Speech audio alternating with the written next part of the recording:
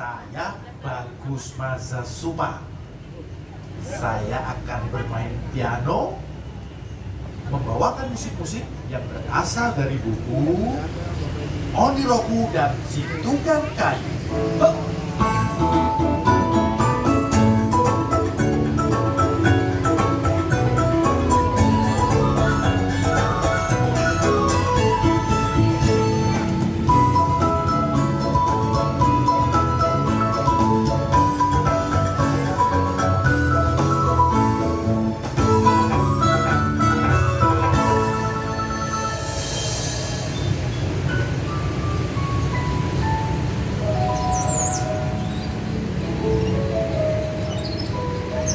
Pada zaman dahulu kala, di sebuah desa, ada sungai yang arusnya sangat deras.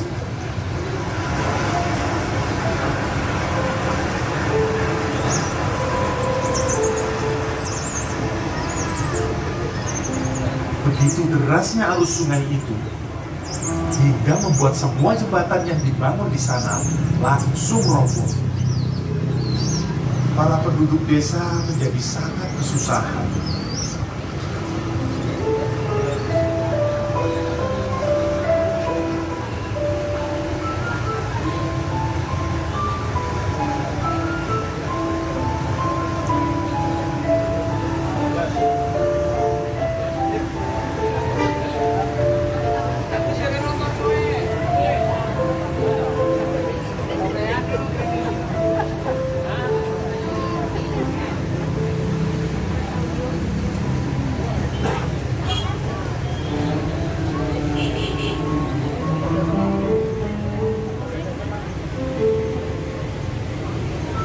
Ya, penduduk desa sangat kesusahan. Karena itulah, penduduk desa kemudian berkumpul, lalu mereka bermusyawarah.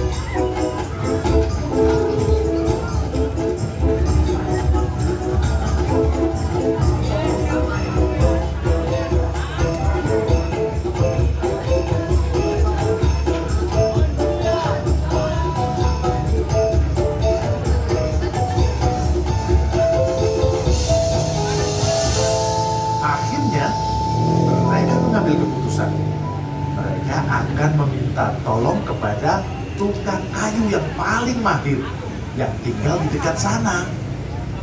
Mereka akan meminta tolong agar dibuatkan jembatan yang paling kokoh tentunya kan. Minta tolong kepada tukang kayu yang paling mahir ya. Kalau kamu ini penduduk desanya, kamu setuju nggak? Setuju, setuju, setuju, setuju, setuju, setuju, setuju,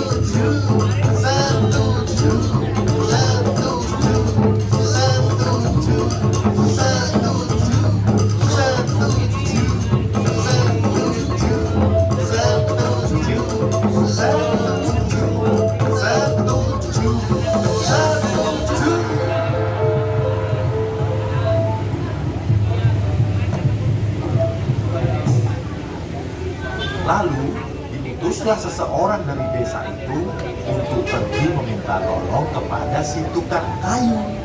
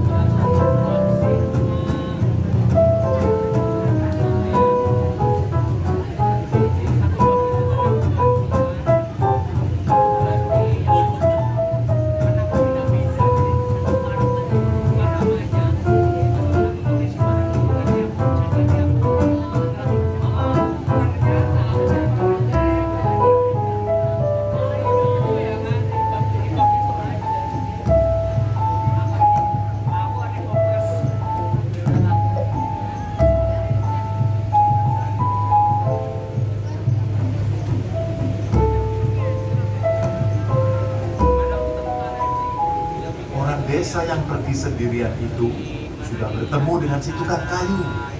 Lalu ia menceritakan semuanya. Setelah mendengar cerita itu, si tukang kayu bersedia. Dan ia menjawab, "Baiklah."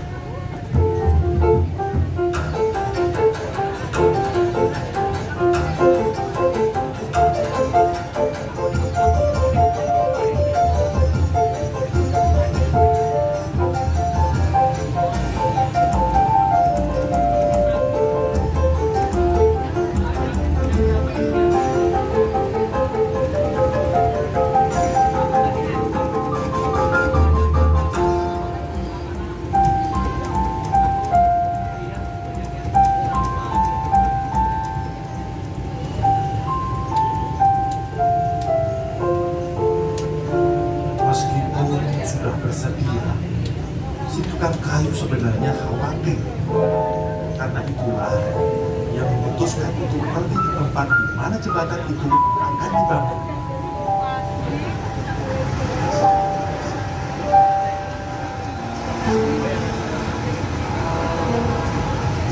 Setelah sampai di sana, ia hanya memandang air yang mengalir di sungai itu.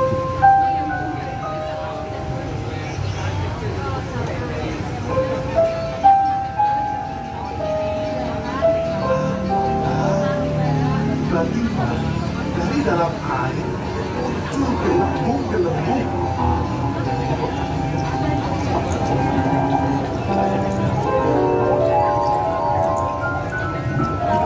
Lalu dari balik gelembung-gelembung itu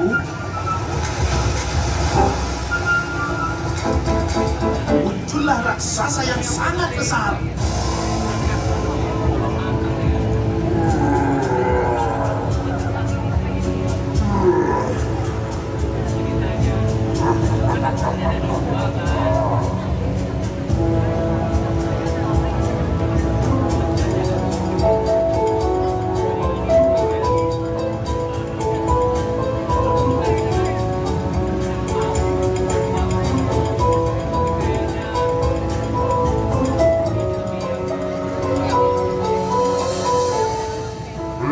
Bapak tukang kayu, apa yang sedang kau risaukan?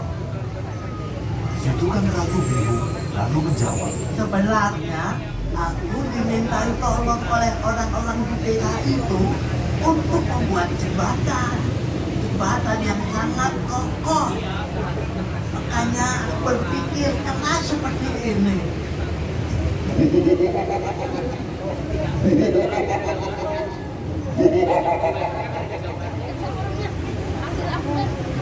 Tukang kayu, sepintar apapun kamu tidak akan bisa membangun jembatan seperti yang kamu harapkan. Tapi, kalau kamu mau memberikan bola matamu kepadaku, aku akan membuatkan jembatan itu untukmu. Ya sudah, terserah saja. si tukang kayu itu menjawab dengan sembarangan. Lalu dia pergi.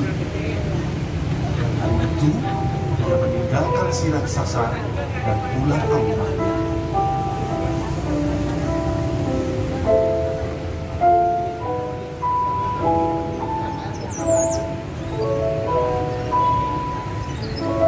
Keesokan harinya, si tukang kayu pergi ke sungai itu lagi.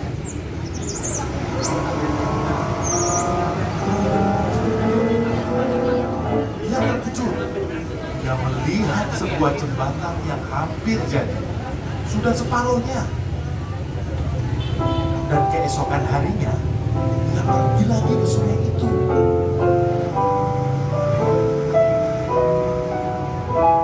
Hari itu ia lebih terkejut lagi. Lihat, jembatan yang kokoh itu sudah jadi. Si tukang kayu merasa kesal saat melihatnya.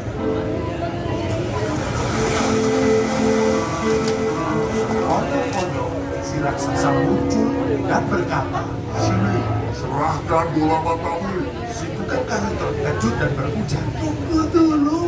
tetapi si raksasa membalas. Tidak bisa. Si tukang kayu kabur. Tolong, tunggu sebentar. Belakang si raksasa marah sekali. Baik tukang kayu, baiklah. Kalau kamu bisa menebak siapa namaku, aku akan membiarkan kamu pergi.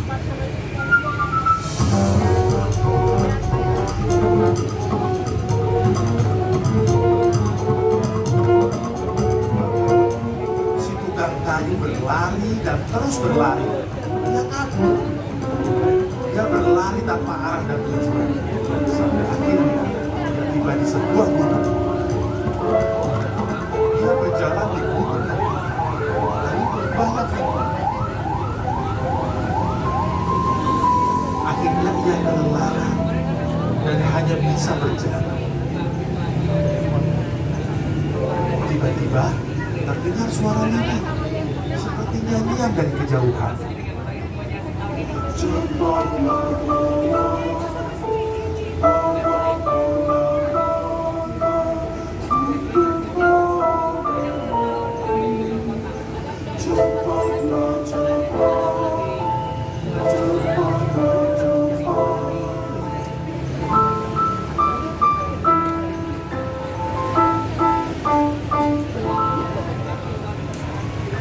Mendengar nyanyian itu, si tukang kayu pun menyadari sesuatu. Kemudian dia pulang ke rumahnya sendiri dan dia tertidur pulas.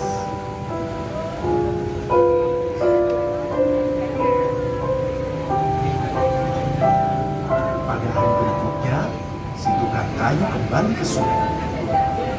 Lalu raksasa itu pun muncul dan berkata, Ayo cepat, serahkan bola matamu. si tukang kayu pun menjawab, Tunggulah sebentar lagi.